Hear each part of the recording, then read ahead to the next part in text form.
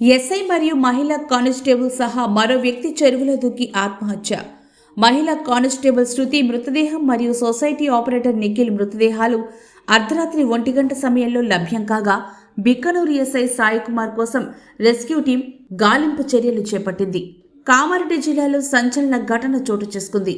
ఓ SI సహా మహిళా constable చెరువులోకి దూకి ఆత్మహత్యకు పాల్పడినట్లుగా తెలుస్తోంది.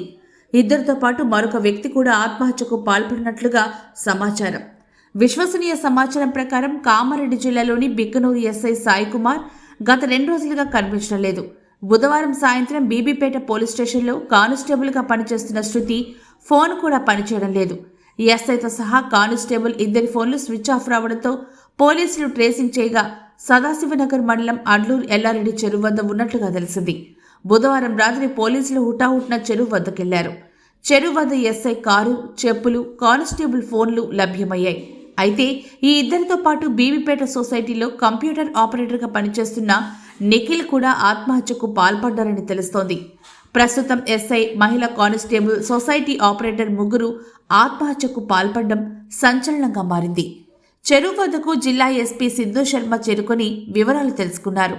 ప్రస్తుతం సదాశివనగర్, బిక్కనూర్, కామారెడ్డి పట్టణ సిఐలు, ఎస్ఐలు, పోలీసుల బృందం చెరువు వద్ద ఉండి బోటు సహాయంతో గజ ఈతగాళ్లతో గాలింపు చర్యలు చేపట్టారు. చెరువు పరిధి పెద్దగా లోతుగా ఉండడంతో పాటు చీకటి కావడంతో గాలింపుకు తీవ్ర ఇబ్బందులు పడుతున్నారు రెస్క్యూ టీం. అనంతరం అర్ధరాత్రి 1 గంట సమయంలో బీబీపేట మహిళా కానిస్టేబుల్ శృతి మృతదేహం మరియు Bibipet society computer operator Nikhil మృతదేహాలు లభ్యమయ్యాయి.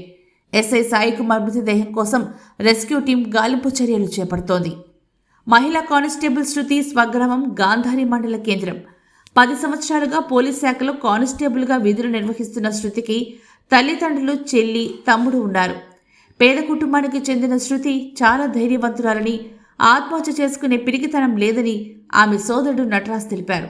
గతంలో శృతికి పెళ్లైనప్పటికీ వ్యక్తిగత కారణాల వల్ల 5 సంవత్సరాల క్రితం భర్తతో విడాకులు తీసుకుందని, ప్రస్తుతం తాను ఒంటరిగా ఉంటుందని తెలిసింది. చెరువు వద్ద ఫ్లడ్ లైట్లు ఏర్పాటు చేసి ఫ్లడ్ లైట్ల వెలుతురులో రెస్క్యూ టీం గాలింపులు కొనసాగుతున్నాయి. ఎస్ఐ సాయి కుమార్, మహిళా కానిస్టేబుల్ శృతిల మధ్య ఏం జరిగి ఉంటుందని, వీరిద్దరి మధ్య అధికారి సబార్డినేట్ బంధం కాకుండా వ్యక్తిగత సంబంధం ఏమైనా ఉన్నాయా అనే అనుమానాలు కూడా వ్యక్తమవుతున్నాయి.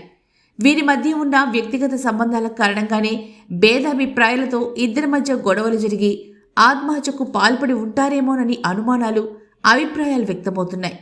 ఈ విషయాలు నేవీ పోలీస్ శాఖలోని ఏ స్థాయి అధికారి ఇంతవరకు ధృవీకరించడం లేదు. వీరితో పాటు నిఖిల్ అనే వ్యక్తి వీరి మధ్యలో ఎందుకు వచ్చాడనే అనుమానాలు కూడా వ్యక్తం చేస్తున్నారు. ఆపరేటర్ నిఖిల్కు ఏం సంబంధం? ఈ ఘటనతో నిఖిల్కు ఎలాంటి సంబంధం ఉంటుంది? ఎందుకు ఆయన కూడా ఆత్మహత్యకు పాల్పడి ఉంటాడు అనే అనుమానాలకు ఏ ఆధారం దొరకడం లేదు. ఎస్ఐ సాయి కుమార్, మహిళా కానిస్టేబుల్ శృతిల మధ్య ఉన్న బంధం గురించి నిఖిల్ అనే అనుమానాలు కూడా వ్యక్తమవుతున్నాయి. ఏదేమైనా బిక్కనూరు ఎస్ఐగా పనిచేసే సాయి కుమార్, బీబీపేట కానిస్టేబుల్గా పనిచేసే శృతి, ఇంకా నిఖిల్ వీరి ముగ్గురు సదాశివనగర్ మండలం పరిధిలో ఈ చెరువు వద్దకు ఎందుకు వచ్చారు? ఎప్పుడొచ్చారు?